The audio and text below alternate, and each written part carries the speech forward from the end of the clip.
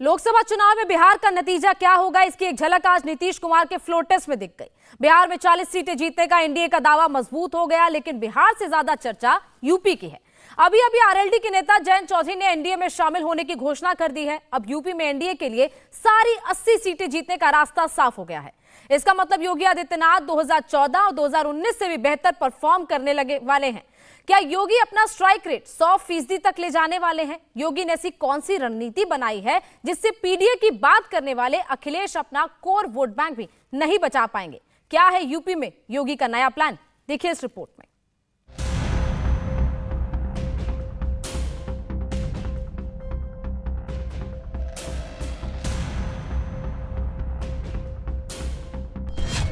– 2014 में 71, 2019 में 62, 2024 में कितनी? यूपी में योगी 75 सीट लाएंगे या इस आंकड़े को भी पार कर जाएंगे? क्या अखिलेश पीडीए कैलकुलेट करते रह जाएंगे? योगी वोट बटोर ले जाएंगे? 24 घंटे में योगी ने ऐसा क्या किया कि अवध के साथ पूर्वांचल और पश्चिमी यूपी भी साध लिया? अध्यक्ष महोदय, जब समय था बुलाने का तो इनविटेशन आप पे भी नहीं था।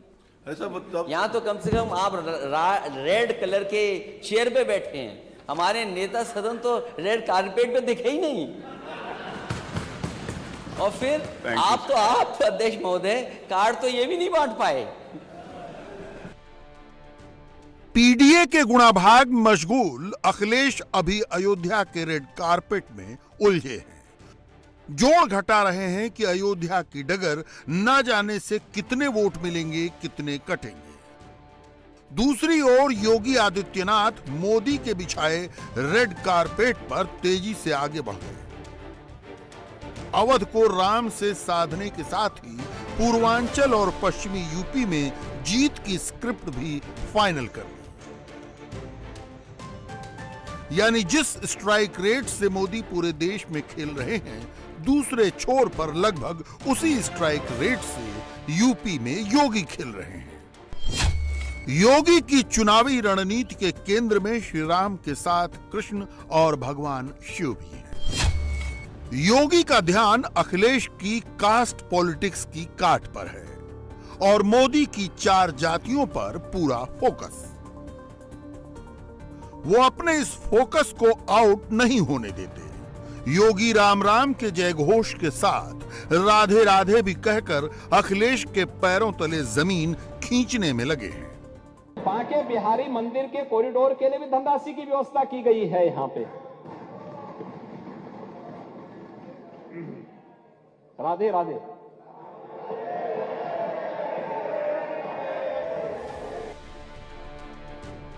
दस फरवरी दोपहर 3:45 पर योगी ने 80 सीटों पर जीत की स्क्रिप्टिंग शुरू की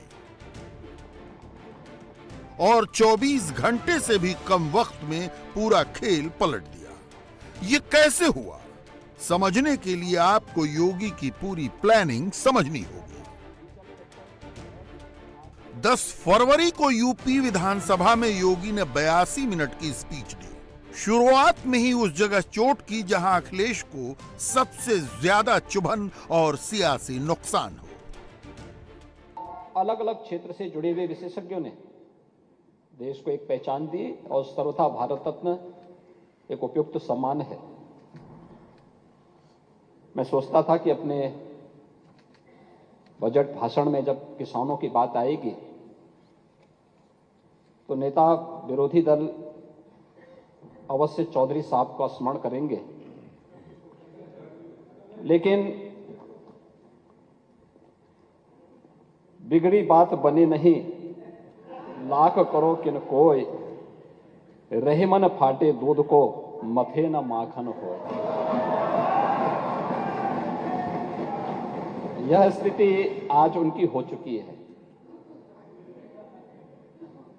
कोई साथ में आने को तैयारी नहीं है, क्योंकि सबको मालूम है कि पता नहीं कहां किसको धोखा दे दे। तो चाचा तो जानते ही थे कि इसलिए क्या होने जा रहा है।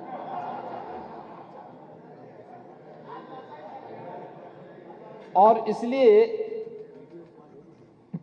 भाई पार्टी नहीं, हम लोग तो सम्मान देते हैं, हम सम्मान देते हैं, लेकिन कम से कम इन चीजों का उल्लेख करना चाहिए था। सदन के अंदर, सदन की प्रोसीडिंग का हिस्सा बनना चाहिए था। चौधरी साहब का सम्मान किसानों का सम्मान है और उत्तर प्रदेश का सम्मान है। मतलब साफ है, चौधरी चरण सिंह के जरिए मोदी ने जाट किसान का सियासी मिक्सचर तैयार किया, उसे योगी भुनाने में लग गए। अखिलेश नहीं जानते, लेकिन योगी जानते हैं कि सियासत में चौधरी कितने काम आते हैं। पश्चिमी यूपी में लोकसभा की 27 सीटें हैं। 2019 में बीजेपी 19 सीट जीती थी, सपा बसपा को 4-4 सीटें मिली थी। चरण सिंह के जरिए बीजेपी ने पश्चिमी यूपी के 17% जाटों के साथ साथ करीब 68% किसानों को अपने पाले में कर लिया है। योगी इस इलाके में अब अपना स्ट्राइक रेट 70% से बढ़ाकर 100% करने में जुटे हैं। अखिलेश अपनी जीत के लिए पीडीए का कागजी राग अलाप रहे हैं। 90% का अजीब कैलकुलेशन सोशल मीडिया पर घुमा रहे हैं, लेकिन अखिलेश का पुराना फॉर्मूला बिगड़ चुका है। पश्चिमी यूपी में अब समीकरण नए हैं। पश्चिमी यूपी में पिछली बार अखिलेश ने जयंत चौधरी, मायावती, आजम खान का फॉर्मूला अपनाया था, तब वो महज 4 सीटें जीत सके थे। लेकिन 2024 के दंगल की तस्वीर इससे बेहद अलग है।